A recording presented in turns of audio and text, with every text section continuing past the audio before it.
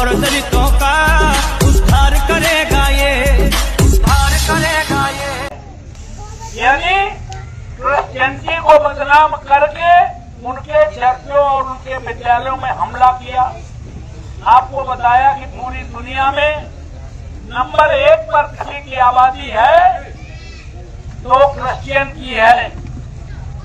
जब यहाँ हमले होना शुरू हुए, ईंटे पत्थर चलने लगे, तो पूरी दुनिया के क्रिश्चियन शासकों ने मोदी जी से कहा, आदरणीय मोदी जी, अगर भारत के चर्चों में, भारत के मिशनरी स्कूलों में हमले बंद न हुए तो तुम्हारा विदेश आना जरूर बंद हो जाए।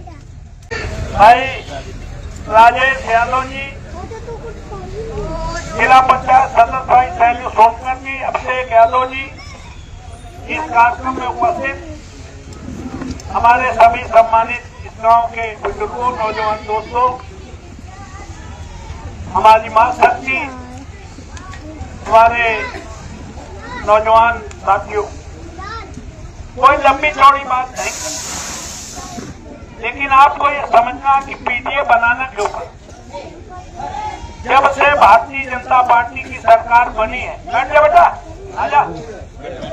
जब से भारतीय जनता पार्टी की सरकार बनी है तो आपको केवल ये बताना है कि ये पीटीए बनाने की जरूरत क्या पड़ी।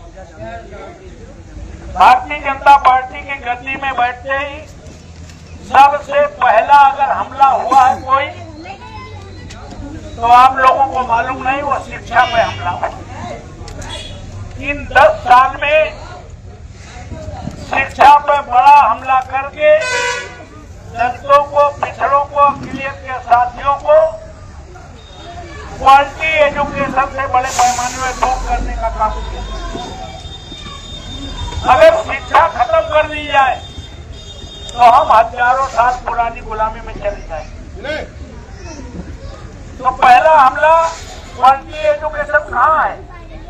पूरी दुनिया में क्रिश्चियनिटी नंबर 1 है और क्वालिटी एजुकेशन अगर कहीं है तो मिशनरी स्कूलों में है, क्रिश्चियन मिशनरी स्कूलों में है। क्या लोग जानते होंगे, saint Mary, saint Thomas, mother Teresa, ये जो क्रिश्चियनिटी वाले विद्यालय है, माइनॉरिटी वाले, इनमें क्वालिटी एजुकेशन है, बढ़िया शिक्षा है कि वहां से पढ़कर निकलने वाला लड़का 100% नौकरी पा जाए। लेकिन उनके ऊपर कैसा हमला हुआ? उनके चर्चों में ईंटे चलाए गए, स्कूलों में ईंटे चलाए गए, उनके पादरियों को थाने में बिठा के कहा गया ये धर्म परिवर्तन कराने का काम कर रहे हैं। यानी क्रिश्चियनिटी को बदनाम करके उनके चर्चों और उनके विद्यालयों में हमला किया। आपको बताया कि पूरी दुनिया में नंबर 1 पर किसी की आबादी है तो क्रिश्चियन की है।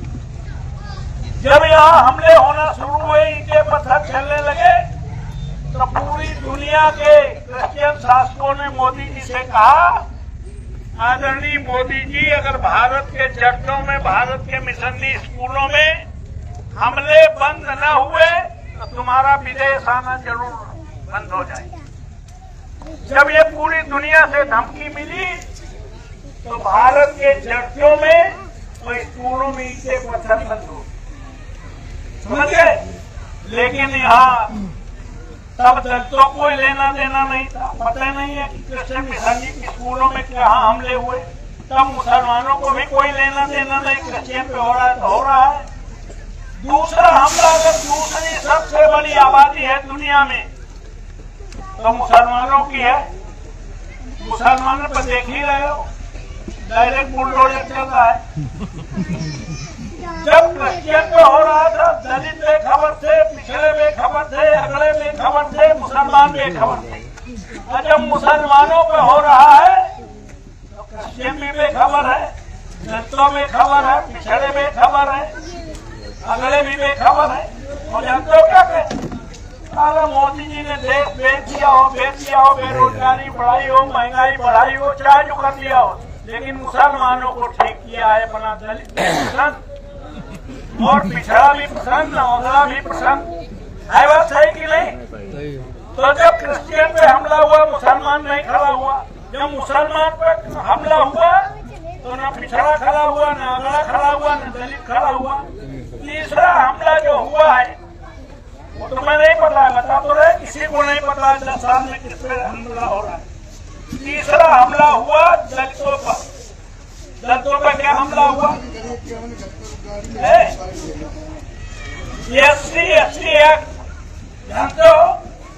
सन 1952 में अनुसूचित जात अनुसूचित जनजाति के उत्पीड़न निवारण अधिनियम 1952 में SC एक्ट बनाया गया ताकि इनका उत्पीड़न न हो सके, उत्पीड़न करने वाले के खिलाफ सख्त कार्रवाई हो सके। तो सुप्रीम कोर्ट के जरिए, कहां से?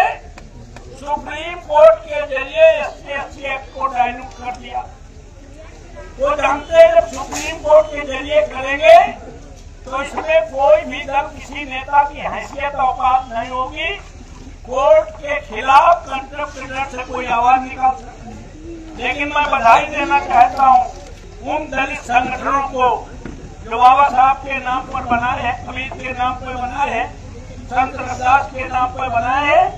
ये सारे प्राइवेट संस्थाएं बिना सुप्रीम कोर्ट के कंट्रप्ट की परवाह किए बिना सड़कों पर उतरे, सुप्रीम कोर्ट के आदेश की प्रतियां खुलेआम जलाई, ट्रेनें जलाई, बसें जलाई और 108 लोग मारे गए। कितने मारे गए? 108 मारे गए। मोदी जी को लगा हम तो समझे थे दलितों में करंट बिल्कुल नहीं है, मरे हुए लोग हैं, इनमें तो बड़ा करंट है। तो उन्होंने फिर पार्लियामेंट से SC फिर बाहर किया। आप समझिए, जब क्रिश्चियन पे हो रहा है मुसलमान बेखबर, जब मुसलमान पे हो रहा है तो दलित बेखबर, पिछड़ा बेखबर, और जब दलित पे हो रहा है तो पिछड़ा। तो मोदी जी जानते हो ये काम अगर हो जाता, SC खत्म हो जाता तो मोदी जी का बड़ा दाव था कि इससे पिछड़े पूरे प्रसन्न हो जाए। अगले तो प्रसन्न होते ही, पिछड़े पूरे प्रसन्न होते, मुसलमान प्रसन्न होते कि भैया हमारे खिलाफ लगा देते, क्यों भाई? और लोग ये कहते हैं कि भाई मोदी ने बड़ा ऐतिहासिक काम कर दिया, अब दलितों को पिटाई का हमें लाइसेंस मिल गया। बात सही है कि नहीं? पिछड़ों और दलितों का उद्धार करेगा ये, उद्धार करेगा ये, सपने को मुलायम के साकार करेगा ये। पिछड़ों और दलितों का